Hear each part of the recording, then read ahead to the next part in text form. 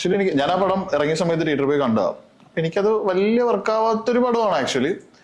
പക്ഷെ എനിക്കത് actually speaking ഭയങ്കര സർപ്രൈസിങ് ആയിരുന്നു. എനിക്ക് ആ പടം തിയേറ്ററിൽ റീമാസ്റ്റർ ചെയ്ത് കണ്ടപ്പോൾ എനിക്കതിന്റെ ക്വാളിറ്റി ഫീൽ ചെയ്തു. എനിക്കത് വർക്കായി. ഒന്നെന്ന് വെച്ചാല് അങ്ങനത്തെ ഒരു രഞ്ജിത്തിന്റെ ആ ഒരു എഴുത്തും ആ ഒരു മാസം ഉണ്ടായിരുന്നല്ലോ, ആ ഒരു നമുക്കൊരു വിഷവിരിയൻ കാലഘട്ടം ഉണ്ടായിരുന്നല്ലോ അത്.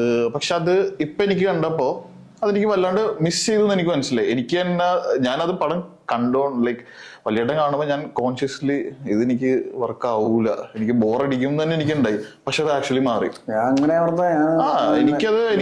എനിക്ക് ഒന്നാമത് ആ ഫിലിം അവർ റീമാസ്റ്റർ ചെയ്തിട്ട് നല്ല ക്വാളിറ്റി ഉണ്ട്, നല്ല ക്രിസ്റ്റൽ ക്വാളിറ്റിയിലാണ് അവർ ചെയ്തത്.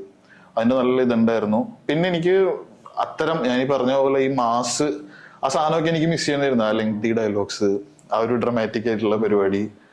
പിന്നെ മെയിൻലി എന്നെ എൻഗേജ് ചെയ്തെന്ന് പറഞ്ഞാല് നമ്മളുടെ പഴയ കുറെ നടന്മാര്, കലാഭവൻ മണി, എന്നെ ഫർഗീസ്, സുമാരി ചേച്ചി, ഇന്നസെന്റ്, അവരുടെയൊക്കെ ആ ഒരു പെർഫോമൻസ് ആ ഒരു ലാർജ് സ്കെയിലില് അത് കണ്ടപ്പോ എനിക്കത് ഭയങ്കരമായിട്ട് എനിക്ക് ആ മണിയുടെ ഒക്കെ ഒരു സീൻ ഉണ്ടല്ലോ, അറസ്റ്റ് ചെയ്യാൻ പോണുള്ള സീനൊക്കെ, അത് തന്നെ.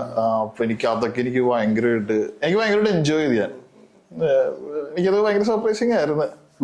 എനിക്ക് അപ്പൊ റീമാസ്റ്റർ പരിപാടി നല്ലൊരു ഇതായിട്ട് എനിക്ക് തോന്നിയത്.